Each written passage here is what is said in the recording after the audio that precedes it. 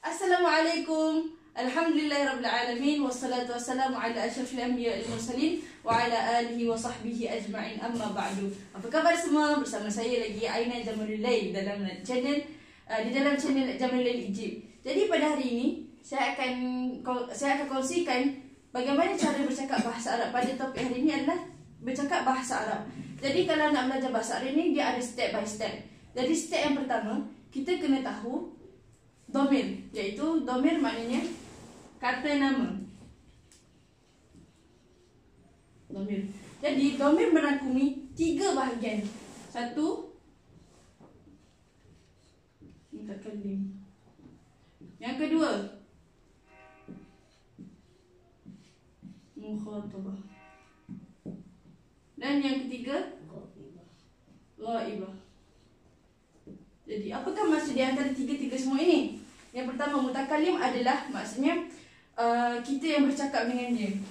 Seperti ana, nahnu. Dan mukhatabah adalah orang yang kita bercakap dengan mereka. Contohnya seperti anta, anti untuk perempuan. Anta maksudnya kamu lelaki, anti kamu perempuan. Dan ada ni untuk kalau seorang saja. Kalau untuk satu orang. Kalau untuk 2 orang, antuma. Antuma ni lelaki dan perempuan boleh guna. Untuk lelaki atau perempuan. 2. Dan yang terakhir untuk jamak. Untuk keseluruhan macam kamu semua. Contohnya adalah antum, antunna. Antunna digunakan, antum digunakan untuk lelaki, antunna digunakan untuk perempuan. Ni boleh lebih ataupun untuk 3 orang ke atas. Kalau 2 orang menggunakan antuma untuk lelaki dan perempuan. Jadi kalau ghaibah pula adalah mereka yang tidak ada di dalam. Contoh sekarang saya sedang berbual dengan Aziz. Okay, ana situlah. Contoh kalau saya nak cakap tentang Walid, huwa, dia, iaitu orang yang tidak ada dalam majlis percakapan. Iaitu domirnya adalah huwa untuk lelaki, hiya untuk perempuan. Yang ni untuk kalau seorang. Okay, yang kedua, huma. Huma sama macam antuma, lelaki dan perempuan boleh guna. Untuk 2 orang. Dan kalau jamak, hum untuk lelaki, hunna untuk perempuan.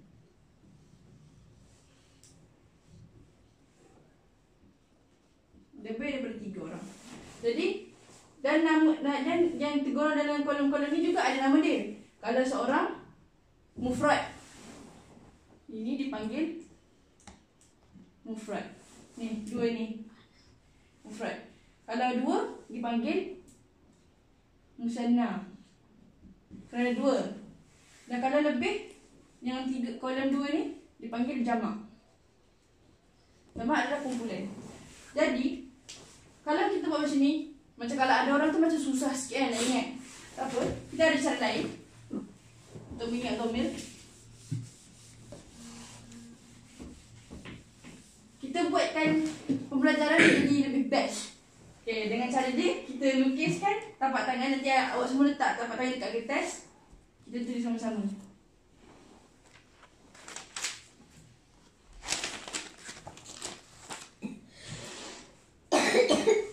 Ini ibu jari. Kita bahagikan ibu jari kepada 2. Dan kita tengok ruas kita ada 3 bahagian. Jadi kita bahagikan kepada 3.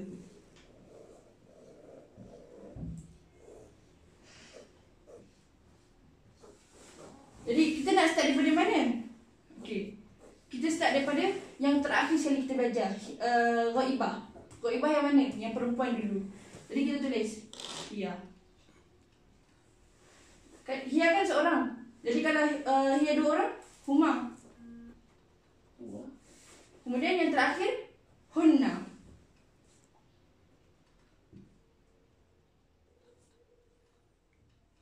Kemudian ghaibah lelaki pula. Maksudnya kalau kita tengok yang perempuan, maksudnya kita gunakan ghaibah perempuan terakhir dulu, baru kita gunakan yang lelaki. Kemudian yang tengah mukhatabah, mukhatabah perempuan, kemudian mukhatab lelaki, kemudian baru mutakallim. Itu yang kita akan gunakan. Kemudian huwa, sama juga huma. Yang musanna akan duduk di bahagian tengah, tengah sini. Huma, hum. Okey, kalau sudah ada dua jari kita dah gunakan. Yang ni kelingking tau. Kemudian mukhatab pula. Mukhatabah anti. Antuma. Antunna.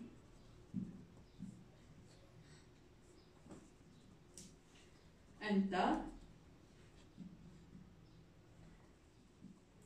Antuma. Antum. Kemudian terakhir kita tuliskan ana, nahnu. Jadi yang ini mutakallim, mukhatab, ghaib. Jadi nanti sama-sama kita praktis, kita ingat tengok tapak tangannya, kita dah boleh bayangkan apa yang tertulis di sini. Jadi kalau ana dan nahnu, kita boleh ingat ana, nahnu, nahnu, ana. Macam tu. Jadi kalau ni anta, anti, kita gunakan penunjuk untuk kamu. Begitulah seterusnya. Dan cara ini lebih mudah untuk kita fahami bahasa Arab.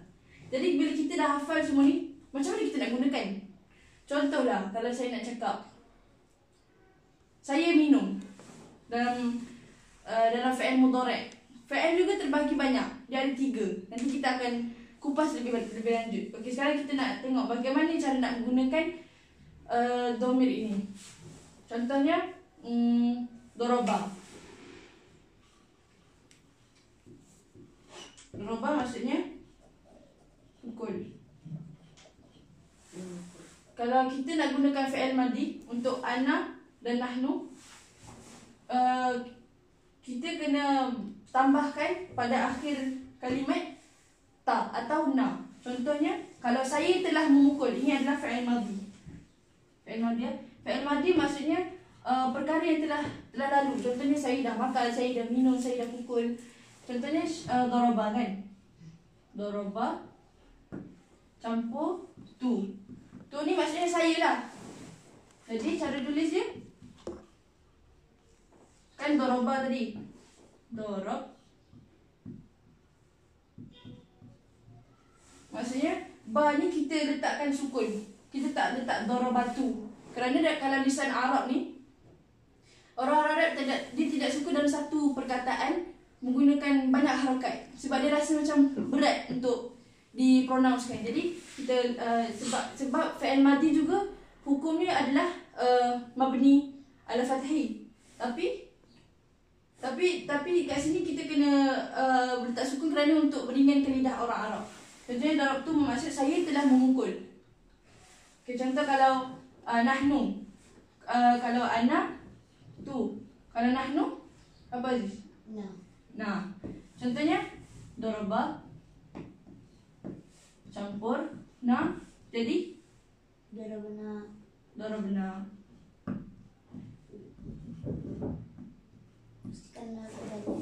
Pastikan na tu ada alif. Kalau tulis darabna tu jadi tak. Okey, semua faham? Okey.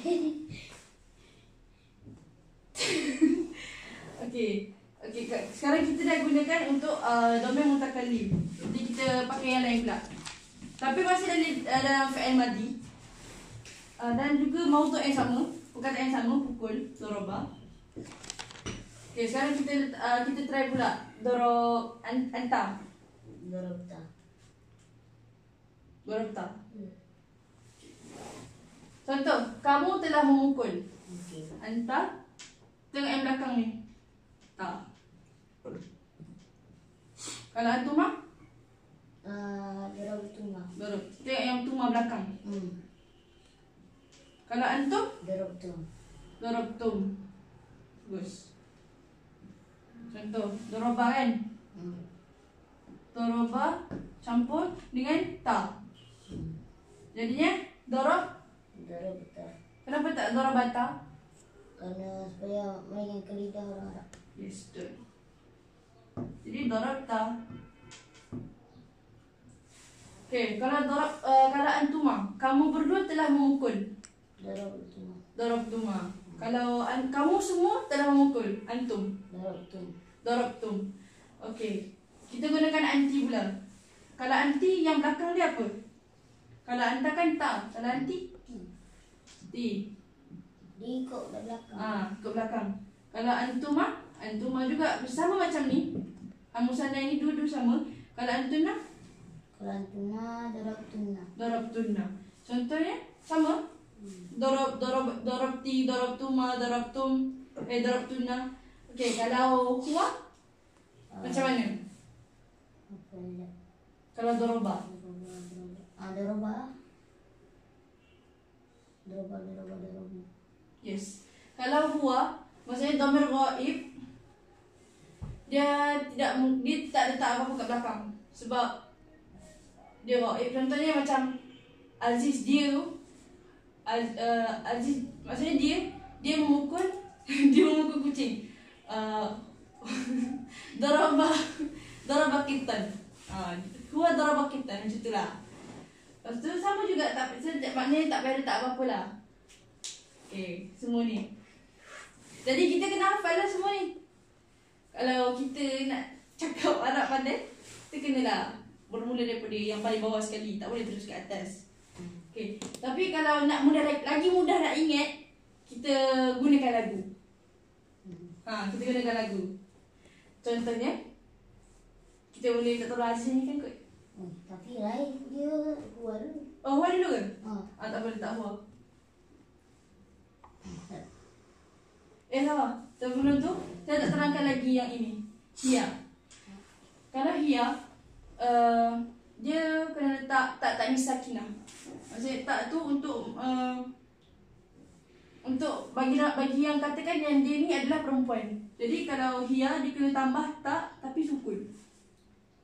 Dan kalau huma tambah ta juga tapi tak ada alif. Jadi ta. Kalau ni tambah ta juga. Maksudnya tengok huruf belakang dia. Huma belakang dia alif. Hunna belakang dia nun. Jadi yang ni jadi ta tambah nun sakinah. Jadi tunna. Jadi kalau hiya darabat. Dia perempuan telah memukul. Kalau huma darab.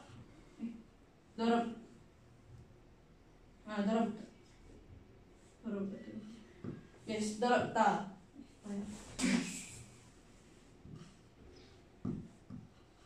Darabta. Kalau hunna ni darab tunna. Tapi dia sama dengan jamak. Hmm? Sama dengan jamak. Yelah memang jamak. Oh, okey. Jadi kalau kita nak ingat lebih mudah, kita boleh buat lagu. Okay, Aziz nyanyi kan? Wa huma hum, hiya huma hunna, anta antuma antum, anti antuma, antuna ana nahnu. Susah. Susah. Tak apa, saya buat lagu sendiri. Tapi ini lagi senang. Okay. Tapi dia start dari huwa dulu. Dia start dari huwa baru hiya. Untuk anta baru anti. Lagu dia macam ni. Tentu kita ambil perkataan doroba. Lagu dia berbunyi macam ni. Doroba, doroba, doroba, dorobu. Dan semua ni dia merangkumi, maksudnya kadang ada sebut tiga doroba, doroba, dorobu. Maksudnya ni huwa tapi huwa mufrad, huwa musanna, huwa jamak. Doroba yang mula-mula tu doroba mufrad, doroba yang kedua doroba musanna, dan doroba yang dorobu ketiga tu untuk jamak. Okey, kita yang sama. Doroba, doroba, dorobu, dorobas, dorobata, dorobna, dorobta, dorobtuma, Darabtum, darabti, darabtuma, darabtuna, dorobtu, dorobna. Nampak tak semua? Okay. Kita buat sekali lagi ya. Buat tangan Sebab ni dia berubah. start daripada here dulu kan. Cuba balik.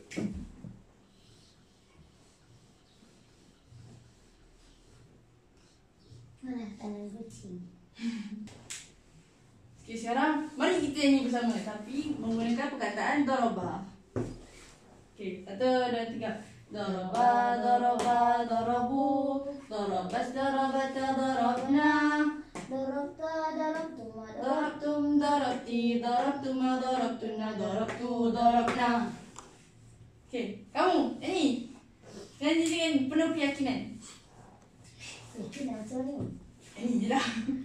Daraba, daraba, darabu, darabas, darabata, darabana, darabta, darabtuma, darabtum, darabti, darabtuma, darabtunna, darabtu, darabna. Okay, jadi semua dapat? Jadi itu sajalah untuk hari ni. Kita pengenalan domir dulu. Dan kawan-kawan boleh praktis di rumah doroba macam mana. Okay, jadi setakat ini dulu lah video kita. Nanti kita akan sambung lagi dengan pengajian yang lebih menarik insya-Allah. Jadi wabillahi taufiq wal hidayah. Wassalamualaikum warahmatullahi wabarakatuh. Bye.